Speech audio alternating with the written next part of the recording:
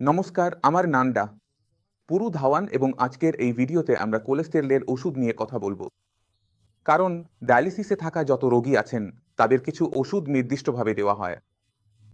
তার মধ্যে একটি হলো রক্ত পাতলা করার ওষুধ, আরেকটি হলো কোলেস্টেরলের ওষুধ। এখন এই যে দুটি ওষুধ দেওয়া হচ্ছে তা দেওয়া হয় এই কারণে যাতে রোগীর আবার সমস্যা না হয়, অর্থাৎ আবার টপ না হয়।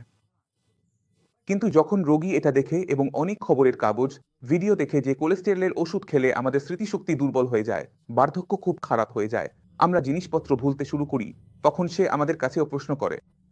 ঠিক এমনটাই ঘটেছিল গত সপ্তাহে একজন রোগী এসেছিলেন। তার প্রেসক্রিপশনে লেখা ছিল দুটি ওষুধ ছিল, একটি রক্ত পাতলা করার ওষুধ এবং অন্যটি ছিল কোলেস্টেরলের ওষুধ। একটি ওষুধ সে খাচ্ছিল, রক্ত পাতলা করার ওষুধ, কিন্তু সে কোলেস্টেরলের ওষুধ খাচ্ছিল না। তখন আমি তাকে জিজ্ঞেস করলাম, ভাই সাহেব এটা কেন খাচ্ছেন না? তখন রোগী বললেন, ডাক্তার সাহেব আমি এটা তো খবরের কাগজে পড়েছি, টিভিতে দেখেছি যে এটা খেলে মাথা খারাপ হয়ে যায়। সে বলেনি যে স্মৃতিশক্তি দুর্বল হয়ে যায়। সে বলল মাথা খারাপ হয়ে যায় মানে আমরা জিনিসপত্র ভুলতে শুরু করি। আমি বললাম ঠিক আছে, আপনার মাথা কি একদিনেই খারাপ হয়ে যাবে? সে বলল না। আমি বললাম আপনার কোলেস্টেরল যেটা বেড়েছে সেটা কি কারণে বেড়েছে? খাওয়া দাওয়ার কারণে। সে বলল হ্যাঁ।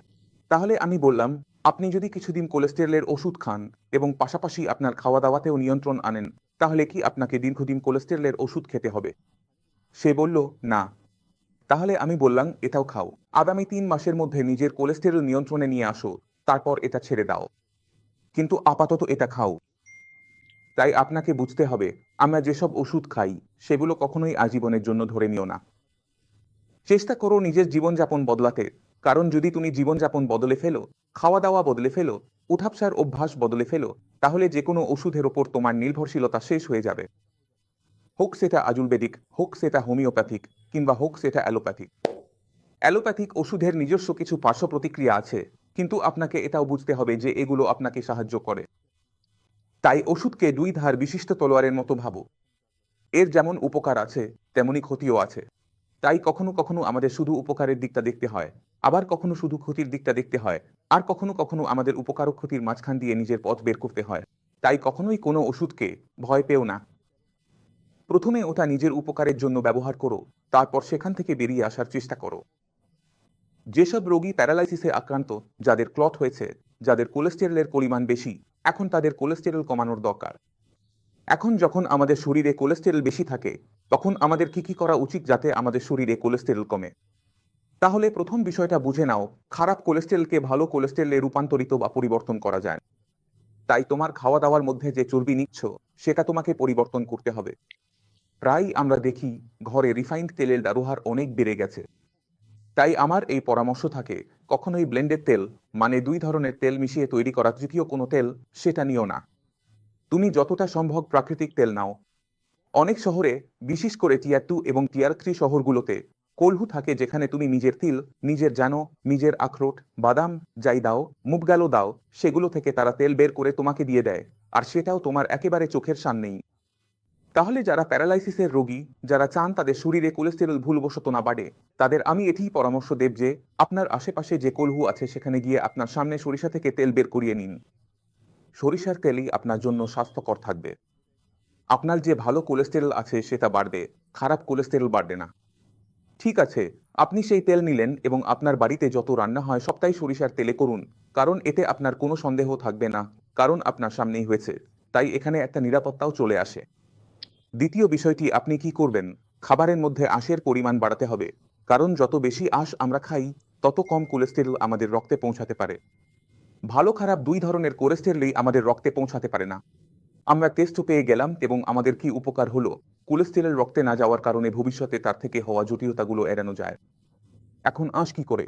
আঁশ আমাদের অনেক বেশি উপকার করে। যেমন আমরা শুধু সবজি খাচ্ছি, ফল খাচ্ছি, মোটা শস্য খাচ্ছি, এসব খাবারে আঁশের পরিমাণ বেশি থাকে। তাহলে প্রথমে কি করবে? খাবারের মধ্যে কোলেস্টেরল কমাবে। দ্বিতীয়ত, এটি কার্বোহাইড্রেটও কমিয়ে দেয়, যার ফলে আপনার রক্তে শর্করার মাত্রা নিয়ন্ত্রণে রাখতে সাহায্য করে। তৃতীয় উপকারিতা হলো, আপনার পেট ভালোভাবে পরিষ্কার হতে শুরু করে। আপনার যে কোষ্ঠকাঠিন্যের সমস্যা ছিল সেটাও কমতে শুরু করে। তাহলে আমরা যে ফাইবার খাই, খাবারের মধ্যে যে রেশা থাকে, এটা খুবই দরকারি জিনিস। তাই শুধু সারাদিন রুটি রুটি খেলে বা খুব কম সবজির সঙ্গে রুটি খেলে কিংবা ভাত খেলে আমাদের শরীরের ফাইবারের যে চাহিদা সেটা পূরণ হয় না। তাই যখনই আপনি খেতে বসেন তখন সঙ্গে একটু ফল আর সামান্য সালাদ অবশ্যই লাগবেন। এতে কি হবে, আপনার খাবারের সঙ্গে এতটা রেশা শরীরে যাবে যে যদি খাবারের মধ্যে কোনো খারাপ জিনিস আপনার শরীরে ঢুকতেও চায়, রেশা সেটা নিজের সঙ্গে বেঁধে নেবে। নিজের সঙ্গে বেঁধে সেটা মলদ্বারের রাস্তা দিয়ে বাইরে বের করে দেবে এবং সেটা আপনার রক্তে পৌঁছাতে পারবে না। তাই আমরা এই উপকারটা পাই যখন আমরা যথেষ্ট পরিমাণে ফাইবার গ্রহণ করি। তাহলে আজ থেকে এই তলা ভাজা, সমোসা বন্ধ, পাকোড়া বন্ধ। চাওয়াও না। বাড়িতে যা রান্না হচ্ছে সেটা যেন কম তেলে হয় এবং তেলও যেন এমন হয় যা আপনার সামনে বের করা হয়েছে, তাহলে সেটা আপনার জন্য আরও ভালো হবে। খাবারের মধ্যে আঁশের পরিমাণ বাড়াও এবং যতটা সম্ভব নিজের ব্যায়াম বাড়াও। কারণ যত বেশি ব্যায়াম করবে, যত বেশি নড়াচড়া করবে, তোমার দুইটা উপকার হবে। তোমার বিডিপি, সুগার, কোলেস্টেরল সব নিয়ন্ত্রণে থাকবে। দ্বিতীয়ত, প্যারালাইসিসের কারণে তোমার যেসব নড়াচড়া বন্ধ হয়ে গিয়েছিল সেগুলো আবার শুরু হতে থাকবে। আমি চাইছি। তাহলে আপনি নিজেই দেখেছেন কতটা উপকার হয়। যদি আমরা সঠিকভাবে কাজ করি তাহলে যে কোনো প্যারালাইসিস রোগী সুস্থ হতে চাইলে আমার বলা কথাগুলো শুধু মেনে চললেই হবে। প্রথম বিষয় হচ্ছে খাবার। খাবারটা শক্তিশালী হওয়া উচিত, তাতে প্রোটিনের পরিমাণ বেশি থাকা উচিত। দ্বিতীয়ত, ব্যায়াম। যতটা ব্যায়াম এখানে আপনাকে শেখানো হয়, শ্রেয়াস থেকে শেখানো হয়, সেটা আপনাকে ন্যূনতম করতেই হবে। এর বাইরে আপনি যা খুশি করুন, কিন্তু এটা আপনাকে করতেই হবে। তৃতীয়ত, আপনার ওষুধ। কারণ মস্তিষ্কে প্রথম 6 মাসে খুব ভালো উন্নতি হয়, কিন্তু 6 মাস অতিক্রান্ত হলেই আমরা যতই ব্যায়াম করি, যতই চেষ্টা করি, উন্নতি আসে না। তাই যদি আমাদের কথা বলায়, হাঁটা চলায় উন্নতি আনতে হয়, তাহলে কোথাও না কোথাও আমাদের মস্তিষ্কের ভেতরে নিউরোথেরাপি করতে হবে, আর সেই ক্ষেত্রেই শ্রেয়াস সাহায্য করে। তাই পুরো প্রোগ্রামটা বুঝে নিন। এই চ্যানেলে আমরা অনেক ভিডিও আপলোড করেছি, আপনি সেগুলো বুঝবেন, দেখবেন, তাহলে নিজেই বুঝে যাবেন কোন পথটা আপনাকে নিতে হবে। এই কথার সাথে আপনাদের কাছ থেকে বিদায় চাই।